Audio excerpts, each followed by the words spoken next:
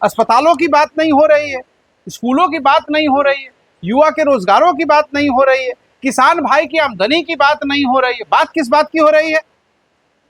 केवल और केवल घोड़ासहन और ढाका ब्लॉक के भ्रष्टाचार की, थाने में भ्रष्टाचार की, जमीन के दाखिल खारिज के भ्रष्टाचार की, रोड पर खड़ा होकर मोटरसाइकिल के हेलमेट चेक करने के नाम पर वसूली की। ये किसके दम पे हो रहा है भैया? ये किसके दम पे हो रहा है? सारी योजनाओं में, हर योजना में आपको पैसे देने। हमारी तो आदत बन गई है, 200 रुपया दीजिए, जन्म प्रमाण पत्र लीजिए।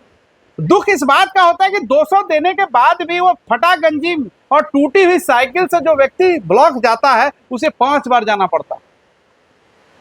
200 रुपए देने के बाद भी, 2000 रुपया इंदिरा आवास में देने के बाद, नाम जुड़वाने के बाद भी नाम आएगा कि नहीं आएगा? वो किसान जो अभी भी आप जाइए खेतों में है, खेतों में बैठा हुआ है, इस धूप में भी बैठा हुआ है, उस किसान को नहीं पता है। उस किसान को नहीं पता है मेरे भाई, किसान को बीज कैसे मिलेगा और बीज की कमी क्यों होती है जब किसान पंजीकरण हो चुका है इस पूरे बिहार में, इस पूरे ढाका विधानसभा में, इस पूरे घोड़ासहन ब्लॉक में, फिर भी किसानों के पास बीज की कमी हो जाती है। तो यही तो काम था जनप्रतिनिधि का। और दोनों व्यक्ति, चाहे वो वर्तमान के हमारे प्रतिनिधि हो, चाहे पूर्व के प्रतिनिधि हो, दोनों की स्थिति यही है, दोनों की स्थिति यही है कि वो सवाल नहीं उठा पा रहे हैं, वो जनता के लिए कोई काम नहीं कर पा रहे हैं। दोनों के दोनों, कहते हैं ना, एक कहावत है कि चोर चोर मौसेरा भाई, वही स्थिति हो गई है इस ढाका विधानसभा। देखिए, हमारी उम्मीदवारी जनता की उम्मीदवारी, हमारी उम्मीदवारी जो है वो ढाका विधानसभा की उम्मीदवारी। हमारी उम्मीदवारी, सड़क पे 4 साल हम लड़े हैं, तो सदन में जाएगा कौन, ये जनता तय करेगी। ये हम तय नहीं कर सकते, लेकिन हाँ, ये जरूर है कि हमारी तैयारी पूरी है। 4 साल से हम लोग इसमें लगे हुए हैं, 4.5 सालों से, पहला चुनाव हारने के बाद, और आगे भी हम लोग इसी प्रकार से लोगों की सेवा करते रहेंगे। नाम मिलना या मिलना अभी बहुत दूर का विषय है, क्योंकि अभी तो किसी का टिकट बिहार में क्लियर नहीं है, तो मेरा टिकट कैसे क्लियर हो जाएगा।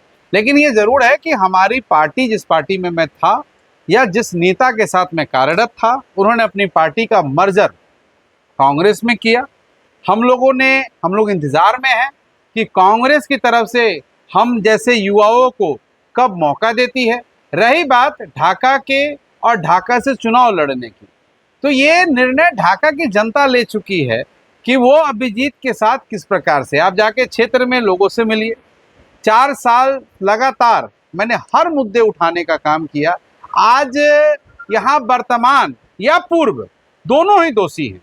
मैं आपको स्पष्ट कर देता हूँ, कुछ लोगों का कहना रहता है कि आप वर्तमान से सवाल करते हैं, तो भैया जो अभी वर्तमान सदन में जो नेता है, आप सवाल तो उसी से करेंगे। अभी हम नीतीश कुमार जी के ही सरकार से सवाल करेंगे, हम लालू जी के 15 साल या 20 साल की सरकार पे तो कोई सवाल नहीं कर सकते हैं। हम अभी मोदी जी से सवाल करेंगे या हम जवाहरलाल नेहरू की बीती हुई सरकार में सवाल करेंगे। तो ये, लेकिन दुर्भाग्य ये देखिए कि 15 साल में 2 लोग 3 बार विधानसभा गए। लेकिन मैं आज भी बड़े स्पष्ट ढंग से बात बता रहा हूं आपको कि 15 साल में ढाका विधानसभा की 37 पंचायतों की मूलभूत समस्याओं को आज भी सदन के पटल पे नहीं रखा गया। चाहे वो ढाका रेफरल हॉस्पिटल में महिला डॉक्टर की बात हो, चाहे एम्बुलेंस सुविधाओं की बात हो, चाहे पचपकड़ी चैनपुर ढाका घोड़ासहन में बस पड़ाव की बात हो, चाहे घोड़ासहन जवाहरलाल मेमोरियल कॉलेज में प्रोफेसर और टेक्नीशियन की बहाली की बात हो, पढ़ने की सुविधा का विस्तार की बात हो, चाहे ढाका जो 1972 में बना हुआ अनुमंडल है वहाँ विश्व महाविद्यालय डिग्री कॉलेज खोलने की बात हो, चाहे ट्रेन के ठहराव की बात हो, चाहे किसान का गन्ना रीगा चीनी मिल कैसे जाए उसकी व्यवस्था की बात हो, किसान की आमदनी कैसे बढ़े, उसको बीज और खाद कैसे समय पर मिले, क्या क्या कमियां हैं आपके ढाका विधानसभा में, ये कोई भी मुद्दे आज तक सदन में, मैं पूरे विश्वास के साथ कह रहा हूं कि आज तक सदन में ना पूर्व विधायक ने ना वर्तमान विधायक ने सदन में उठाने का काम नहीं किया। अगर किया है तो वो अपना फोटो वीडियो कोई तो आर्टिकल जारी करेंगे, जब कोरोना काल था तो 37 उप केंद्र स्वास्थ्य केंद्र थे पूरे ढाका विधानसभा में। मैं और मेरा छात्र नेता, आप लोग घरों में थे, हम लोग सेंटरों पे थे।